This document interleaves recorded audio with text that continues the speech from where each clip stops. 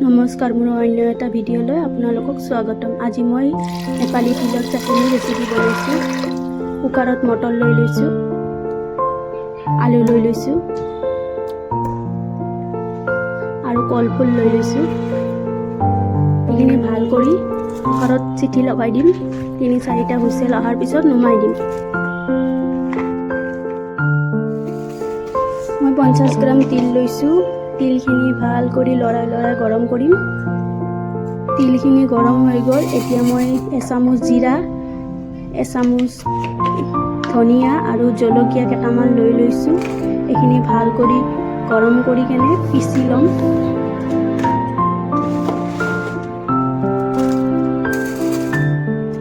কেইটামান জালুক লৈছোঁ।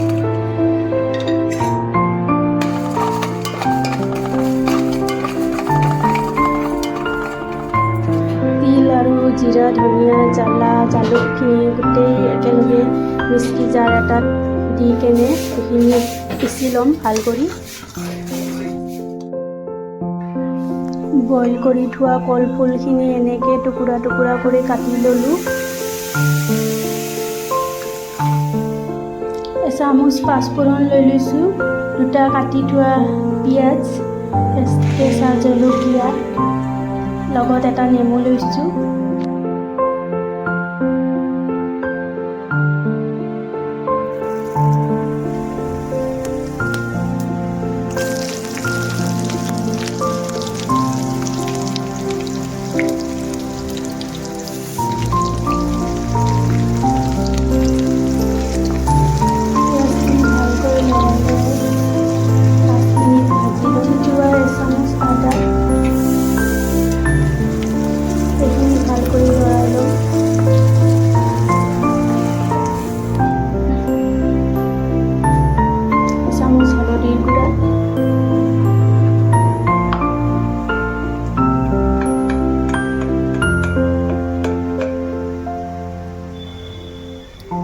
এচামুচ জলকীয়াৰ গুড়ি লৈ লৈছোঁ।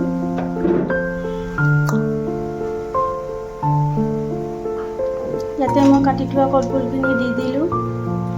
কলফুলখিনি ভাল কৰি লৰাই ল'ম।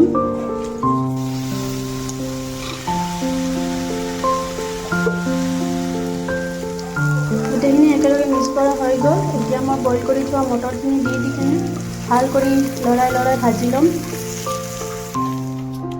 গোটেইখিনি লৰাই ভাজি লোৱাৰ পিছত মই চৰিয়া এখনত ওলাই ল'লোঁ। তাতে নিমখ দি দিছোঁ আৰু পিচি থোৱা তিলখিনি দি দিলোঁ। ইয়াতে 3 চামুচমান নেমুৰ ৰস লৈ লৈছোঁ। নেমুৰ ৰসখিনি দি কেনে ভাল কৰি মিহলাই ল'ম। গোটেইখিনি বস্তু একেলগে মিহলাই ল'লোঁ।